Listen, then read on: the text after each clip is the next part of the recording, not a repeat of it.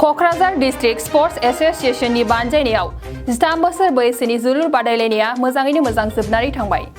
Kokrajhar district sports एसोसिएशननि गेवलां गेलेग्रा फोथाराव थांनाय 26 जुलाइ अक्ट'निफ्राय दिनै 3 अक्ट'आव सेरफांगुरि सानसोरां एफसि क्लाब आरो क'क्राझार नाराबारि सेरेन्जा एफसि क्लाबनि गेजेराव जोबथा बादायलायनाया जायो। सेरफांगुरि सानसोरां एफसि क्लाबा क'क्राझार नाराबारि सेरेन्जा एफसि क्लाबखौ 2 गलाव सोनानै देरहासार जानो हायो। बे हाबाफारिनि गेजेरजोंनो लोब्बा लाखिनानै आसाम युथ अलिम्पिकआव देरहासार जाबोनो हानाय सा 35 गेलेगिरिफोरखौ बरायो आरो क'क्राझार डिस्ट्रिक्ट स्पर्ट्स एसोसिएशननि आफादगिरि कबिरन्जन ब्रह्मआ देरहासार जाबोनो हानाय गेलेगिरि बिथांमोननिसिम गोजोननाय फोरमायो। दिसिनि प्रेसिडेन्ट हिसाबै जोबोर खुसि मोनदों आरो आंल' नङा केडिसिनि जथ'दिन आंनि कलिग्सफोर दङ गासिबो ओरैबायदि खुसियाव दङ जों दा।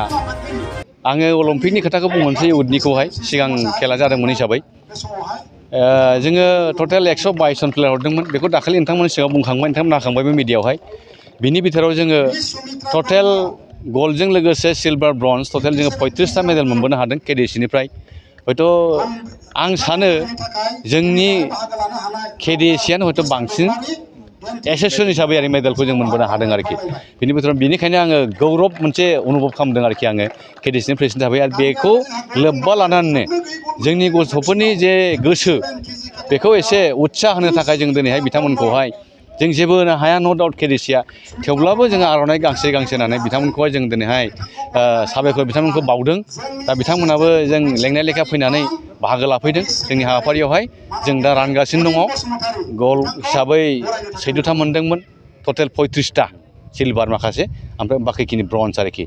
दा प्रग्रामा बेनो। ओमफ्राय मोनसेया जाहैबाय दिनैनि मेन प्रग्रामा आन्डार 13 फुटबल टुर्नामेन्ट उन्दैफोर हौवासाफोरनि थाखाय आरोखि। जोङो भबिष्यतआव हिन्जावसाफोरनिबो साननानै दंबाय थायो, जाथ'वाखै।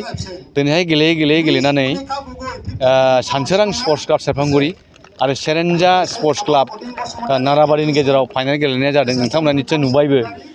जोङो एक्सुवेलि जोङो अर्गानाइजखौ जों खालामदोंमोनब्लाबो मोजां रोखोम जों खालामनो हायाखै। खारना जाहैबाय जोंनाव फाइनान्सियेलि प्रब्लेम।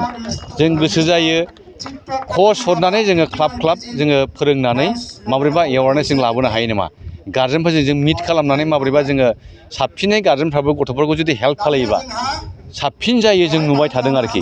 गुबुन हारिखौ जों गोबां नुबाय, गार्जेनफ्रानो गथ'खौ गाइड खालामो। नाथाय जोंनिया अट'मेटिक भाबै जों फुटबलखौ गेलेखायो, रोंखायो, नाथाय जोंनि गार्जेनफ्रा दाबो कनसियास नङा आरोखि। बे मोनसे जोंनाव दुखु दङ KDC नेताफोरनावहाय।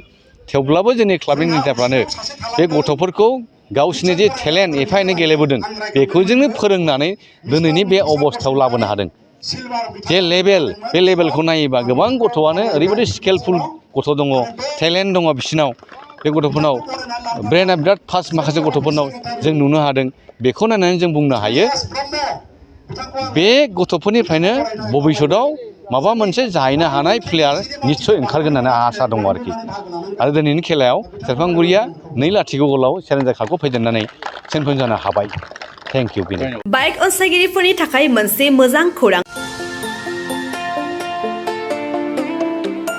Kokrajhar GD road axis bank साखाथियाव थानाय दावहारु अट' एजेन्सिया नोंथांमोननि थाखाय लाबोदों दामाका स्पेशेल अफार।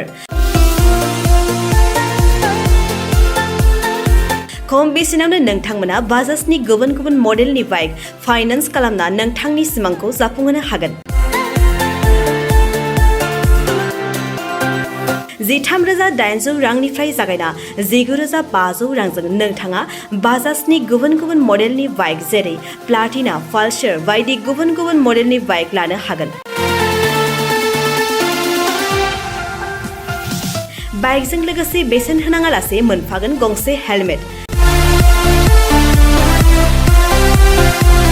बाइगिरि बिथांमोना गोरलै राहाजों बाजाजनि फाइनान्स लिमिटेड नङाबा एक्सिस बेंक लिमिटेडआव फाइनान्स खालामनो हागोन।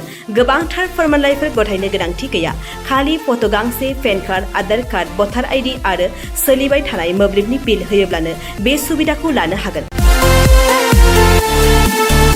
गोबां मिथिनो थाखाय 8473883986 03661270550 9957644326 आव फन खालाम।